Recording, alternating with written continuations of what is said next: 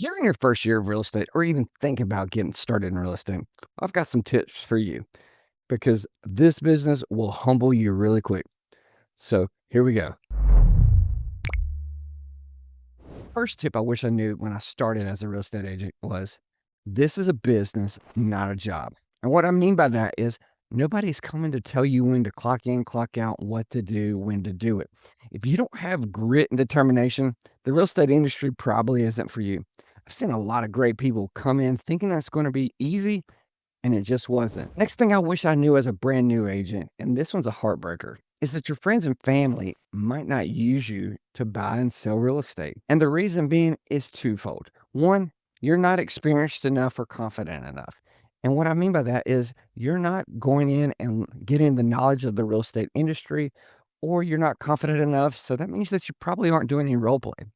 A big tip I would have is every day, sit down, do a little role play, think about your scripts, and just work through things so that way you're not practicing on your clients. Another tip that I wish I knew as a brand new agent is that leads without follow up are useless.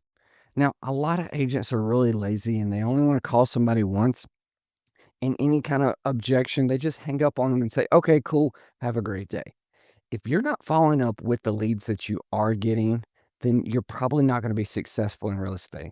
And by following up, I don't mean just an email and a text. You got to be on the phone dialing for dollars. If you're not willing to do that, real estate industry might not be for you. Another great tip for brand new agents is don't compare your chapter 1 to somebody else's chapter 10. And what I mean by that is we've got experienced agents that are in the office that look like they're not doing near as much. But I can guarantee you that whenever they were in their chapter 1, 2, 3, 4, that they were grinding and making phone calls and working their sphere of influence and seeing what they could do for the community. If you're not willing to go out there and do these kinds of things, then you're probably not meant to be a real estate agent. At the exact same time, we can't get complacent as an experienced, productive agent and forget what got you there in the first place. One of the biggest tips that I always have for brand new agents is it's okay not to know everything. Nobody expects you to. Real estate industry is absolutely huge. It's almost like the medical field. And yes, I am comparing myself to a doctor. And the reason being is because no deal is the same and everything has new things that you're going to learn throughout the day. So there's no way that you're going to know everything whenever you're talking to somebody. The best way to handle this is just to be confident and say, you know what, that's a great question. I'm going to find out the answer for both of us and I'll get back to you. Having that confidence level of saying, I don't know, is a great way to be successful in real estate as a brand new agent. Another tip for brand new agents is your reputation is changing and growing every single day. Now, whether it's good or bad is up to you, but it changes with every single call and showing. And what I mean by that is the way that you treat your clients, other agents, and anybody in the industry itself. There's a lot of agents out here that nobody wants to deal with because they are just such hateful people. If you're one of those, you might lose out on a deal for your clients just because of your attitude in a previous deal. You need to make sure that you have that great public figure face on all times, because if you burn a bridge, you're probably going to have to deal with that agent again sooner than later. Another tip that I always have for brand new agents, and I see this usually within the first month, you're going to want to quit.